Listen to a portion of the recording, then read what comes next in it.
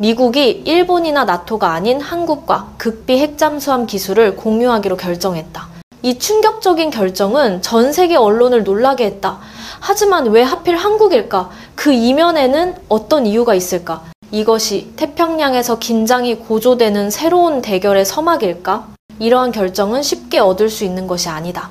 미국의 가장 가까운 동맹국인 영국 1958년과 호주 2021년만이 지금까지 핵잠수함 클럽에 들어갈 기회를 얻은 바 있다. 하지만 미국이 이번에 이 기밀 기술을 한국에 제공하기로 하자 놀라움은 영내 국가들뿐 아니라 베이징과 모스크바에서도 터져 나왔다. 두 나라는 즉각적으로 통제 불능의 군비 경쟁이 동아시아에서 벌어질 위험이 있다고 경고했다. 이는 단순히 지역 내 힘의 균형을 바꾸는 수준을 넘어 국제적 긴장을 새로운 차원으로 끌어올린 결정이었다.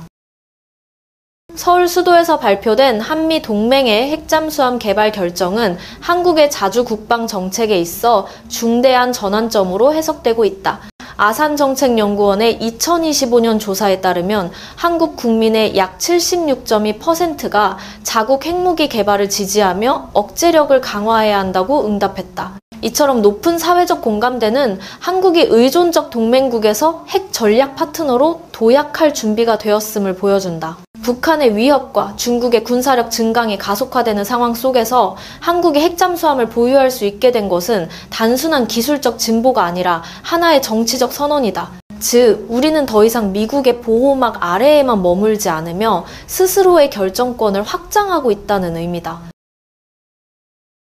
핵잠수함은 현대 해군 구조에서 가장 핵심적인 전략적 억제 수단이다. 디젤 전기식 잠수함이 주기적으로 수면 위로 올라와 배터리를 충전해야 하고 그 과정에서 탐지되기 쉬운 반면 핵잠수함은 400m 이상의 심해에서 수개월간 연속 작전이 가능하며 일반적인 레이더나 소나로는 거의 탐지할 수 없다. 이 때문에 오늘날의 군사 강국들은 핵 잠수함 능력을 전략 억제력의 중심축으로 간주한다. 미국 해군연구소 US 나발 인스티튜트의 2024년 자료에 따르면 미국의 버지니아급 공격형 핵잠수함은 최대 90일 동안 보급 없이 작전할 수 있으며 4,600km 이상 사정거리를 가진 토마호크, 순항미사일 40발 이상을 탑재한다. 반면 일반 디젤 전기식 잠수함은 48, 72시간 정도만 자망할 수 있다. 이 작전 지속 능력의 차이는 전략적으로 막대한 의미를 갖는다. 핵잠수함은 은밀하게 이동하고 빠르게 기동하며 먼 거리에서 기습 공격을 수행할 수 있는 반면 상대는 이에 즉각 대응하기가 거의 불가능하다. 또한 핵에너지는 사실상 무한한 추진력을 제공한다. 핵잠수함은 평균 시속 20-25 해리의 속도로 운항할 수 있으며 이는 디젤 잠수함의 5열 해리에 비해 훨씬 빠르다.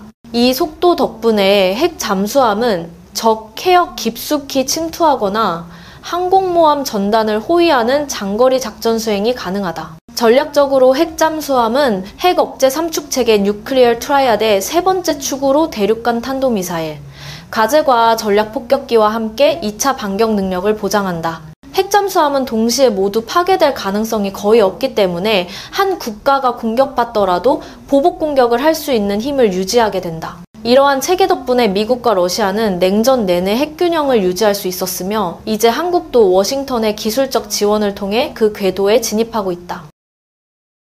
한국 군사소식통에 따르면 향후 개발될 핵잠수함은 5,000, 6,000 톤급의 배수량을 가질 것으로 예상되며 현재의 디젤 잠수함 KSS, 그 3,600톤을 크게 능가할 것이다. 이 잠수함에는 하나오션과 미국 파트너들이 공동 개발한 소형 모듈 원자로 탑재될 예정이다. 이 SMR 기술은 크기를 줄이고 안전성과 장기 운용성을 높여 한국이 미국, 영국, 프랑스 같은 핵강국 수준으로 빠르게 도약할 수 있게 한다. 미국이 이 원자로 기술을 AU급 외국과에 공유하기로 한 것은 전례 없는 일이다.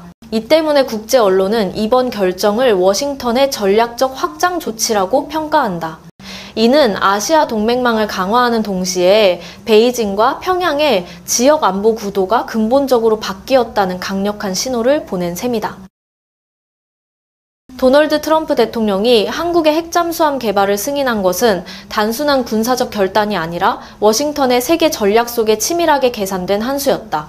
수년간 선별적 기술 공유 정책을 유지해온 미국이 이제 아시아 동맹과의 핵 협력을 확대하기로 한 것은 전략적 우선순위가 유럽에서 인도 태평양 지역으로 이동했음을 보여준다. 백악관 발표에 따르면 이 합의는 10월 29일 양국 정상회담 이후 도출된 것으로 양측은 한미동맹이 역사상 가장 강력한 시점에 도달했다고 평가했다. 트럼프는 한국이 단순한 안보동맹을 넘어 경제적 파트너라고 강조하며 서울이 미국 산업에 3,500억 달러를 투자하고 에너지 거래 확대의 일환으로 미국산 석유가스를 추가 구매하기로 약속했다고 밝혔다. 그 대가로 워싱턴은 한국의 국방 목적의 핵에너지 기술 접근을 허용했는데 이는 과거 미국의 핵 확산 통제 정책에서 금지 구역으로 여겨졌던 영역이었다. 미국의 근본적 목표는 직접적인 군사 주둔을 늘리지 않고도 영내 억제력을 강화하는 데 있다. 국방 예산이 압박을 받는 가운데 우크라이나와 중동 등 주요 전선이 자원을 소모하고 있기 때문에 워싱턴은 동북아에서 안보 부담을 분담할 강력한 동맹국을 필요로 했다. 산업 역량과 지정학적 위치를 모두 갖춘 한국은 그 요건을 완벽히 충족한다. 트럼프 행정부는 미국 우선 아메리카 퍼스트 정책을 일관되게 추진해왔다. 한국이 필라델피아 조선소에서 핵 잠수함을 건조하도록 허용한 것은 단순한 군사협력의 상징이 아니라 미국 내 일자리와 투자 자본을 창출하는 경제적 실익도 노린 조치였다. 즉, 안보 목표와 산업이익을 결합한 트럼프식 외교의 전형이라 할 수 있다.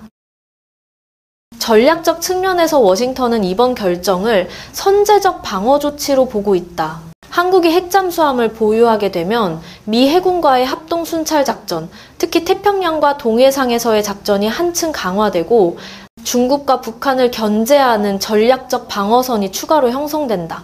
중국이 해군 현대화를 가속화하는 상황에서 동맹국의 수중전 능력을 증강하는 것은 공개적인 충돌을 피하면서도 장기적 억제 효과를 거둘 수 있는 유연한 대응책으로 평가된다.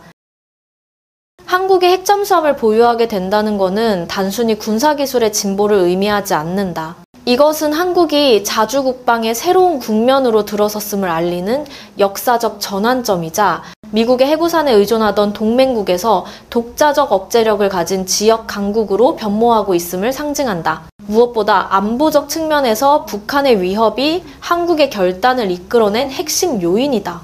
2020년 이후 평양은 잠수함발 사탄도 미사일 시험에 잇따라 성공하며 전술 핵무기 프로그램을 지속적으로 확장했다. 유엔의 2024년 보고서에 따르면 북한은 최소 50개의 핵탄두와 10여 기의 심포시급 잠수함 탑재 SLBM 발사대를 보유한 것으로 확인됐다. 이러한 현실 속에서 한국의 핵잠수함 개발은 단순한 군사적 대응책을 넘어 점점 명확해지는 위협에 맞선 합법적 자위권의 정치적 선언으로 해석된다. 한편 중국은 핵잠수함 전력을 빠른 속도로 확장하고 있다. 국제전략연구소만 EISS에 따르면 현재 중국 해군은 12척의 핵잠수함을 보유하고 있으며 그중 6척은 진급 타입 94진으로 사정거리 8,000km에 달하는 대륙간 탄도미사일을 탑재할 수 있다.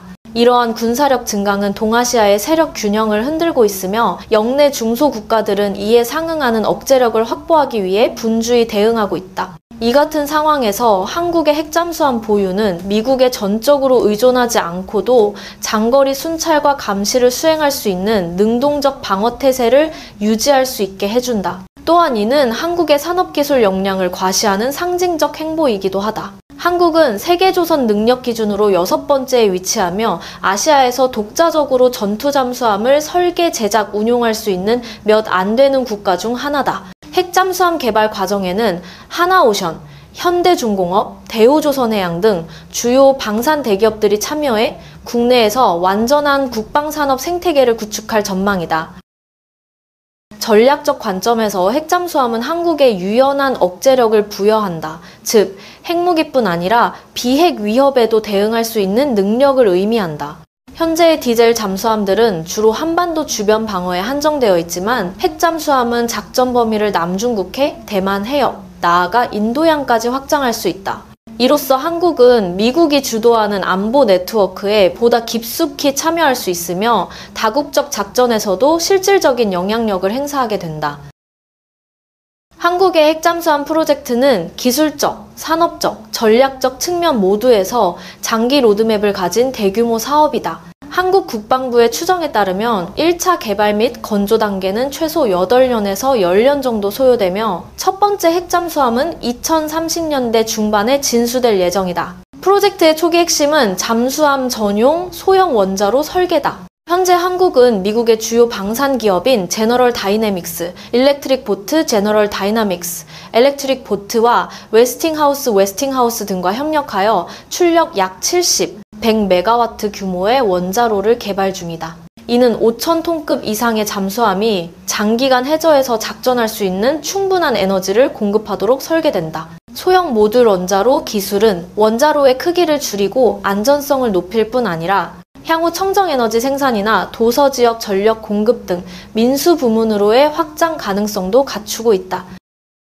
한국은 이미 이 분야에서 견고한 기반을 마련해왔다. 한국원자력연구원은 과거 100메가와트급 SMART 원자로를 개발했으며 이는 국제원자력기구 IAEA로부터 세계에서 가장 실현 가능한 SMR 설계 중 하나로 평가받았다. 국내 기술력과 미국의 첨단 기술이 결합되면서 한국은 후발주자임에도 연구기간을 크게 단축할 수 있게 되었다. 계획에 따르면 잠수함 건조는 미국 필라델피아 조선소에서 진행될 예정이다. 하나오션은 2024년에 해당 조선소의 지분 대부분을 인수했으며 이를 통해 핵기술 보안 관리와 미국 우선 아메리카 퍼스트 산업정책의 고용 창출 요건을 동시에 충족시킬 수 있다. 다만 전투체계, 무장, 통제 시스템 등 핵심 구성품은 한국 기업들이 개발 제작하며 최종 조립 및 통합은 국내에서 이루어질 예정이다.